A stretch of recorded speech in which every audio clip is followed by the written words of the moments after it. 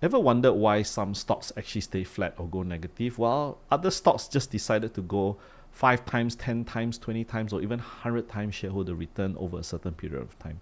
That's the objective of this video today, and it's actually covered in part of chapter 3 of the book I authored called The Malaysian Multibaggers that is finally out in stores.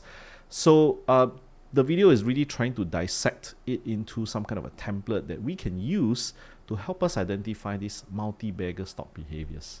Hello everyone and welcome to the channel. For those new here, my name is John, formerly an engineer turned full-time investor, currently wealth planning director at Phillip Capital, and the author of this book called The Malaysian Multibaggers that's finally out in stores. If you want to get a copy for yourself, check it out. The link is in the description below.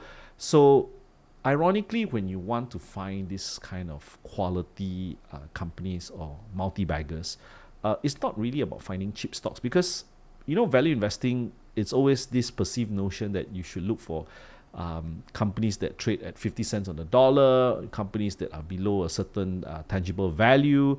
But what I've discovered over time in my own investing experience and in my own research is that you need to find companies that are somewhat indestructible, somewhat of having a quality that no other business or other business struggle to actually match the quality. This is what we mean by finding quality compounders. And Warren Buffett actually has a term for it.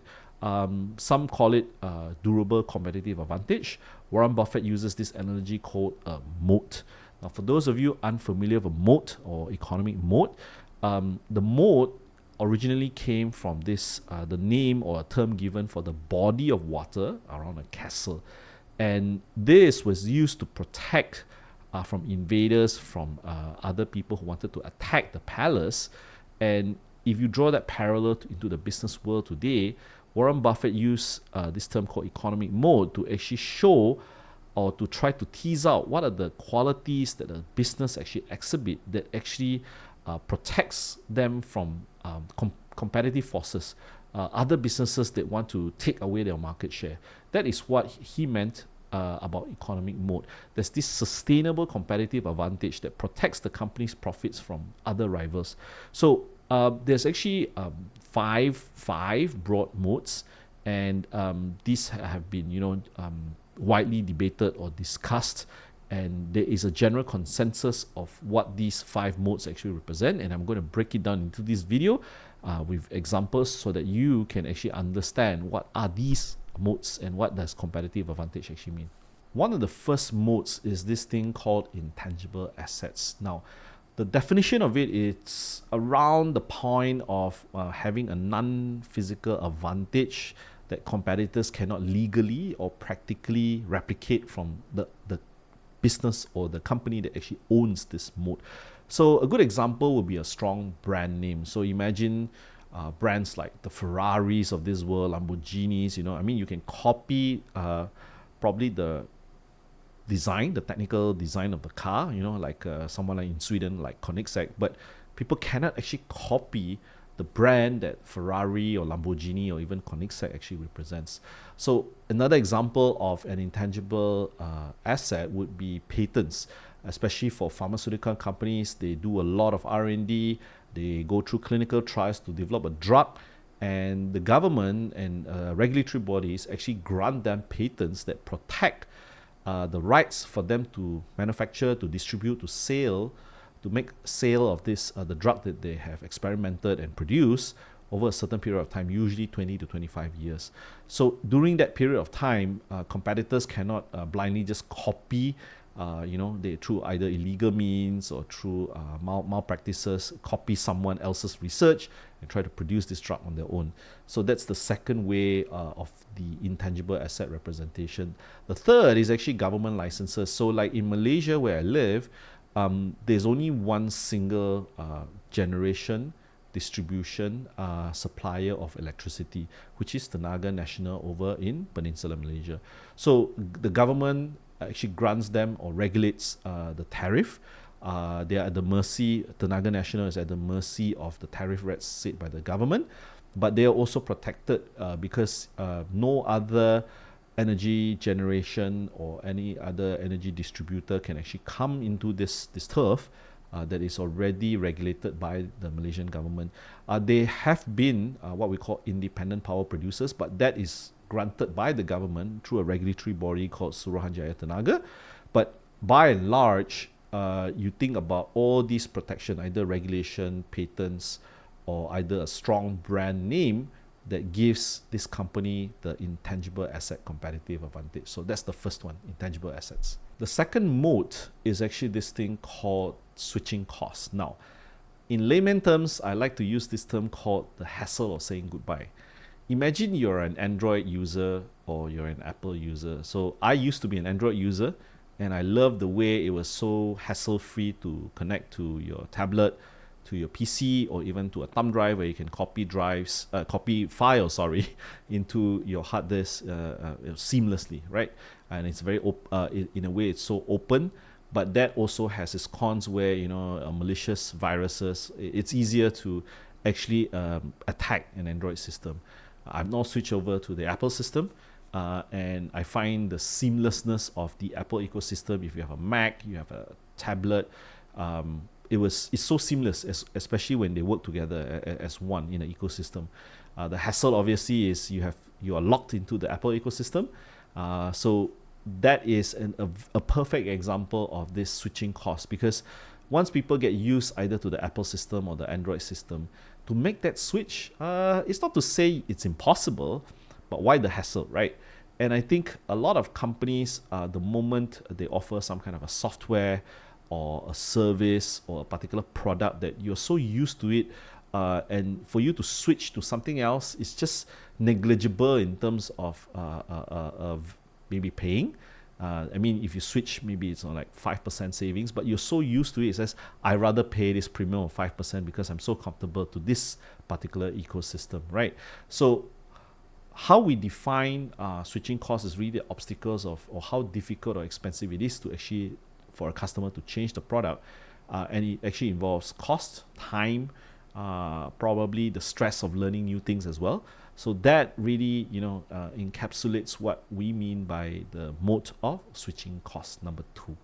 The third mode is one of my favorites, and it's called the network effect. Now, imagine if you're in China, the number one chatting app is actually WeChat. It's a super app. Everything's inside, right? You can do your e-commerce, you can chat, you can transfer money. And in Malaysia, we have our own kind of like a super app, like Grab or Touch and Go. You're so used to the interface, how it's widely accepted. And one of my qualms in Malaysia, I actually do not like WhatsApp. To be honest with you, I do not like WhatsApp because it takes out a lot of storage in my phone.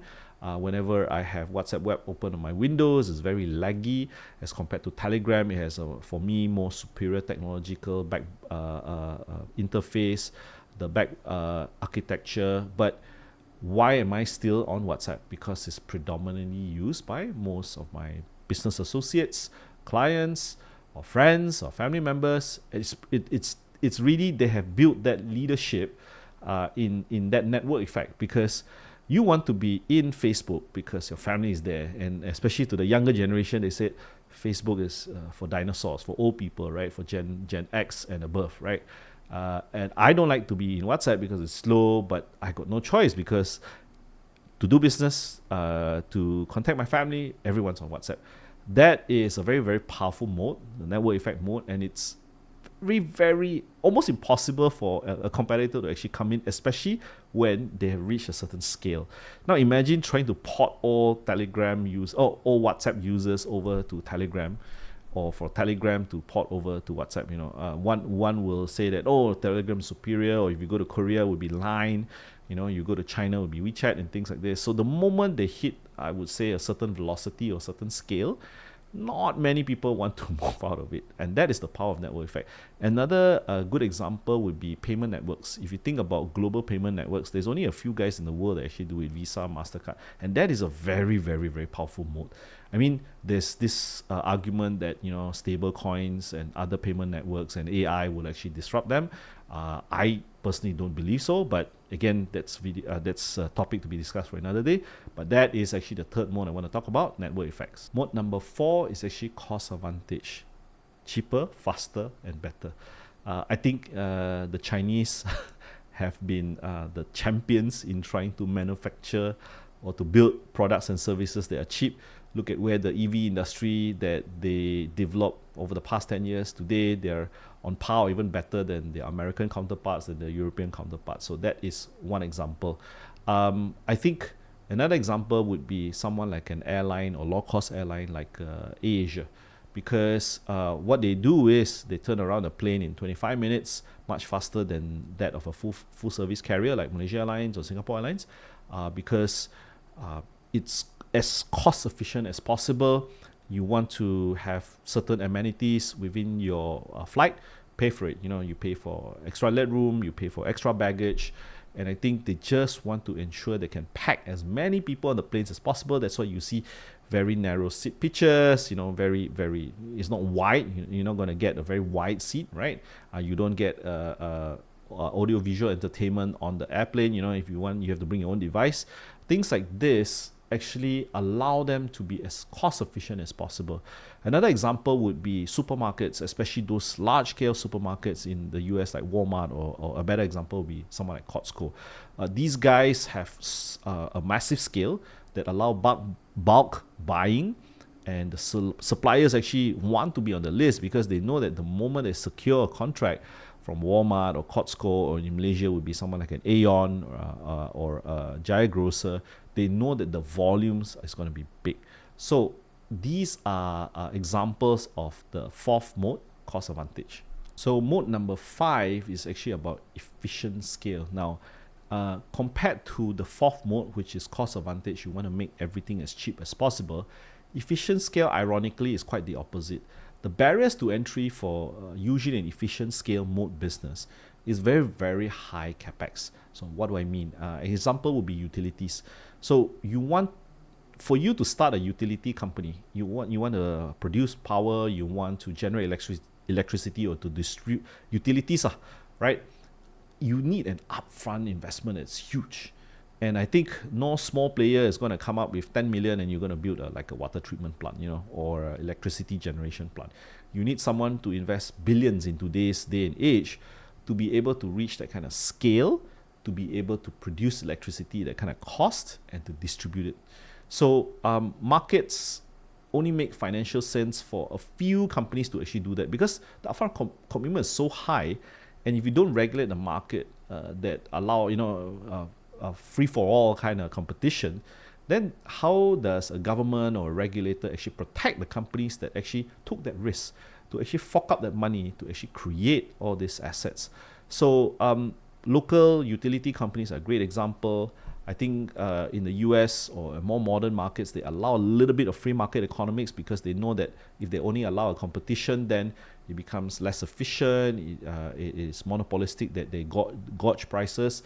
So, but by and large, I think efficient scale is really talking about industries or businesses that require massive amounts of money to hit a certain scale. Only then they can become profitable. So there you go, the fifth mode of the 5 modes that I talked about in quality of companies. One of my key observations after investing over 20 years within Malaysia and globally is really looking for quality of companies. I mean, I read manga probably 10 plus years ago, and I mean it stood out as a concept, but to actually understand and apply that concept and the theory into today, it took me years to really understand what quality actually means.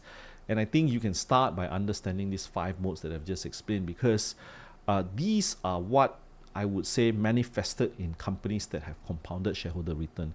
Without it, I think it's very, very difficult for these kind of companies to actually grow, to actually scale to that point. A lot of these examples are written, especially in English text, is actually written for overseas companies, and I wanted to attempt to try to mimic the pattern recognition that they had for global companies to Malaysian companies. And we did find them. I did find them through my research in our own backyard. So there are local companies that had the scale and the cost advantage. They had some companies that had the network effect. They had some companies that also had the vertical integration and some intangible moats by building brands. And I actually documented this through different chapters of different industries.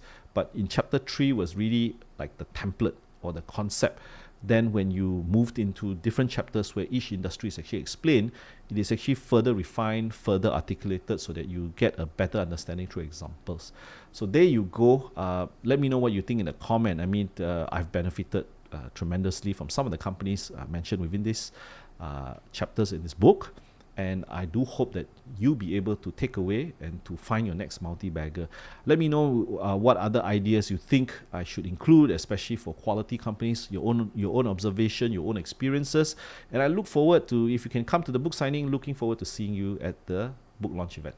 Stay tuned to the next video.